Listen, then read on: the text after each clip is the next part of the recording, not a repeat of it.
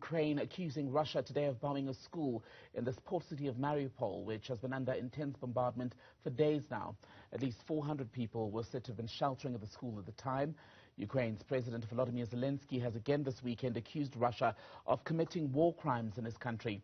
Moscow denies this and claims that Ukrainian forces are using civilians as human shields.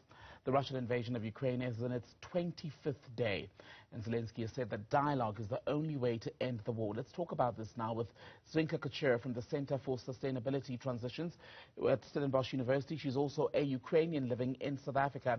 Zrinka, very good afternoon to you. Good to have you back again on Newzroom Afrika.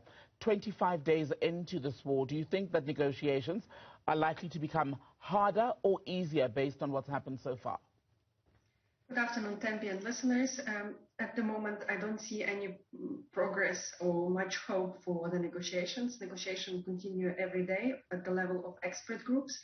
And the expectation is that on the 21st of March, tomorrow, the delegations might meet to discuss the issues. We heard yesterday a statement from Israel that Vladimir Putin is not interested in the negotiations, that he doesn't want to meet personally with Vladimir Zelensky.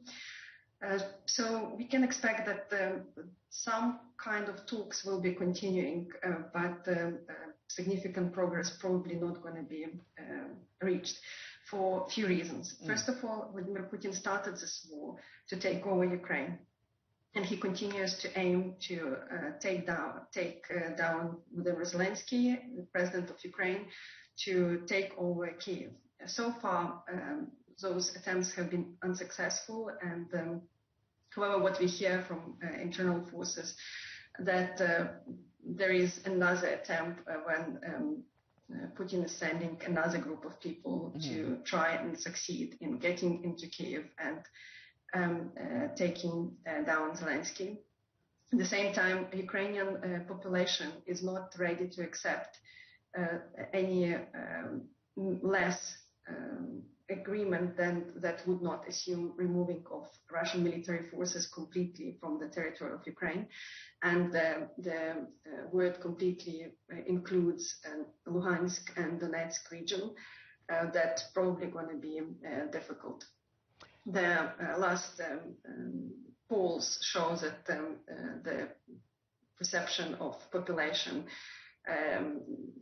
is that at least that 80% of population support the full removal of Russian military forces and would not agree for anything less than that, because that would mean that it only gives time to Russia to regroup and to continue invasion.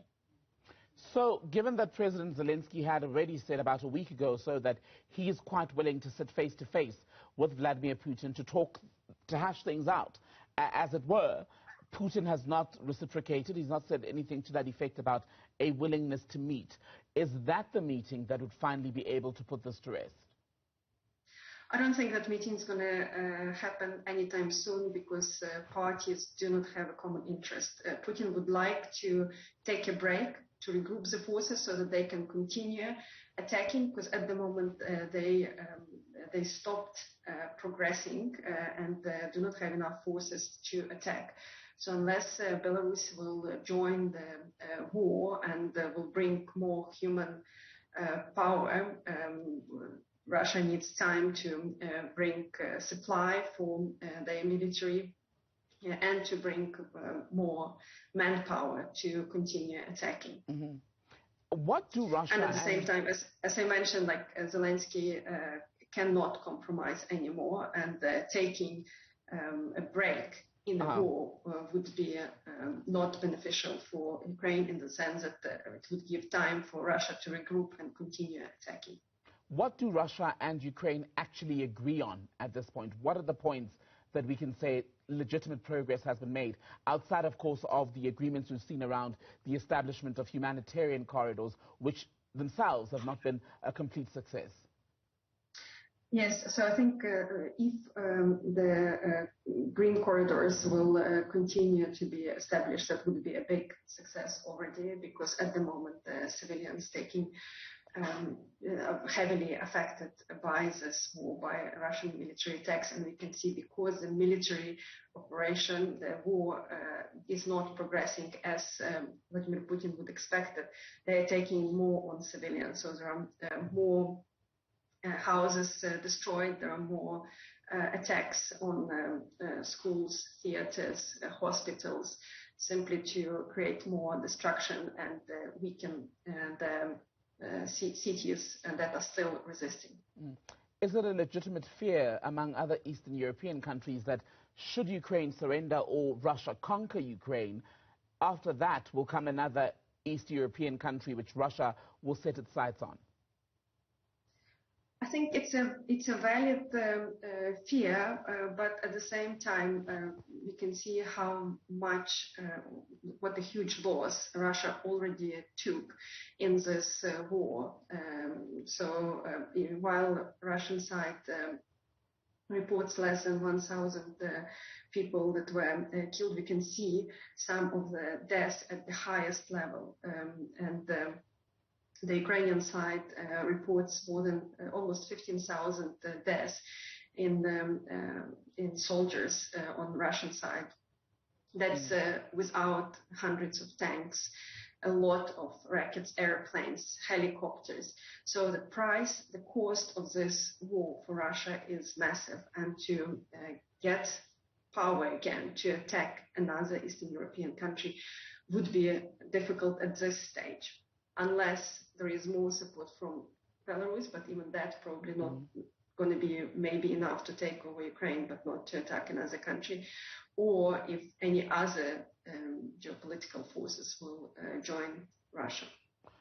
What about then Ukraine's attacks, some are saying rocket attacks or artillery fire that's been launched into the Donbas region, that is the separatist region, because that too is said to be ongoing, and some analysts have said that as long as that's going on, Russia still will have something to hold on to, say, well, look, the people we've gone in to avenge are still coming under fire.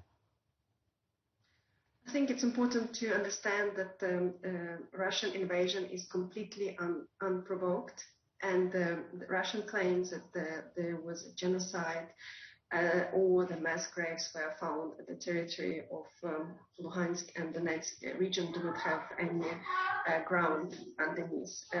So far, the International Court of Justice suggested that they haven't found any evidence of for genocide, and the Russian officials only reported about mass graves on the 16th of February 2022. So after 8 years that this territory was controlled by Russian forces, after 8 years only Russia reported about mass graves 1 week before they started the war. So we need to understand that at those territories Russia had complete control, and what is happening now, they're mobilizing forcefully people to try and bring them fight on the territory of Ukraine, but taking into account how many soldiers surrender, you can expect that those people are not going to fight very effectively. Quick final one then, Zrinka. I want to talk about the role of NATO.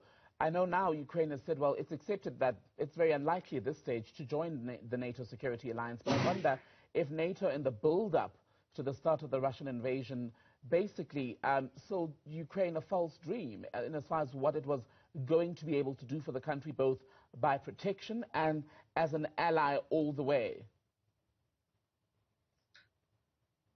I think NATO is quite cautious with getting involved into the conflict. That's what we can see. They have not closed the sky, and I think there is also a question on what could be the other option for Ukraine to protect them in the future. And there are few new schemes that are proposed that maybe it would be a different kind of alliances, and that would allow to defend effectively. For example, Vladimir Zelensky has proposed the Model U-25 that would include an opportunity to react within 24 hours to defend territorial integrity and sovereignty. So while debates around NATO continue, we can expect that this military crisis will also reshape the international space and will bring some new unions that might be working more effectively than currently has been NATO. Mm-hmm. Good to speak to you, Zinka Kachur. Thank you for your time on the program this afternoon. Much more